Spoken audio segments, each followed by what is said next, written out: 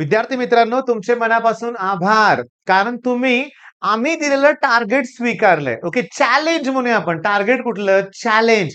काय आहे चॅलेंज सांगतो तुम्हाला, की चॅलेंज आहे, की आपल्याला 100% आणायचे आहेत. ओके, हेच तर मेन चॅलेंज आहे, की 100% केमिस्ट्रीचं मी घेतलं हो. काल पहिलं लाईव्ह सेशन घेतलं आणि तुमचा जो रिस्पॉन्स मिळाला ना, फास एनर्जी आलेली आहे.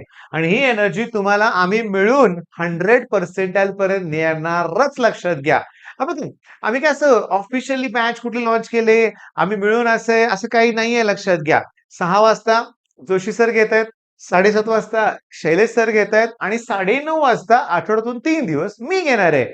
म्हणजे आमचे कंबाईन एफर्ट्स आहेतच ना. आणि जोशी सर काय, चव्हाण सर काय, आमचं एकच टार्गेट आहे.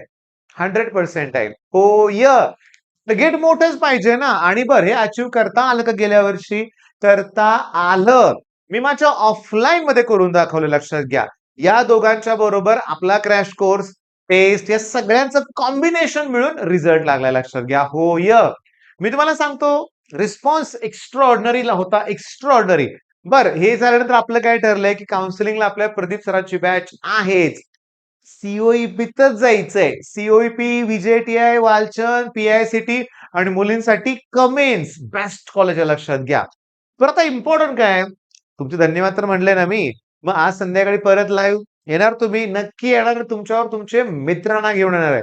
टार्गेट काय दिलंय माहितीये का मी, की मोल कन्सेप्ट 100+ न्यूमेरिकल्स घ्यायचे आहेत मला आणि मी स्टॉइकिओमेट्री घेणार आहे. ओके, स्टॉइकिओमेट्री म्हणूया आपण. म्हणजे असे क्वेश्चन्स घे जे रिॲक्शन वरती बेस्ड आहेत. मज्जा येणार आहे. आणि सांगतो, 8 स्टँडर्ड, 9 स्टँडर्ड आणि 10 स्टँडर्ड सिलेबस आहे, लक्षात घ्या. बरं, काल आम्ही काय काय केलं मी तुम्हाला सांगतो. हे 9 स्टँडर्ड, ओके, बेसिक गोष्टी सगळ्या कव्हर केल्या. आणि जर तुम्ही आज बघितलं तर ओके, हे आम्ही काय बेसिक गोष्टी घेतल्या. हे जे एक्सप्लेनेशन मी घेतलं ना, ऍज इट इज सीईटी मध्ये ते प्रश्न आहेत. म्हणजे आपल्या पुस्तकात जे काय फॉर्म्युले दिलं बघा, 1/12 मास ऑफ 1 कार्बन ॲटम म्हणजेच 1 ॲटॉमिक मास युनिट. त्याच्याऐवजी आता यू हे सिम्बॉल वापरतात, म्हणजेच युनिफाईड मास. त्याला डाल्टन म्हणतात. तुम्हाला हेच दिसेल. AMU ला यू ने रिप्लेस केलंय.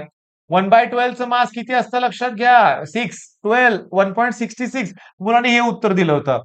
लाईव्ह मध्ये मुलांनी हे उत्तर दिलं होतं, पण याचं युनिट किलोग्रॅम आहे. त्यांनी तर ग्रॅम दिलंय. ते चुकीचं होतं. म्हणजे थोडक्यात काय, की आम्ही प्रचंड एमसीक्यू सॉल्व्ह केल्या, पण त्यातलं सगळ्यात शॉकिंग काय होतं आमच्यासाठी? हे तर प्रश्न सोपे होते, जाऊ दे म्हणूया आपण. ही गोष्ट काय आढळते बघा तुम्हाला. 5.4 ग्रॅम युरिया 5 मेला इव्हिनिंग शिफ्ट, 26 एप्रिलला इव्हिनिंग शिफ्ट. तीच व्हॅल्यू आहे.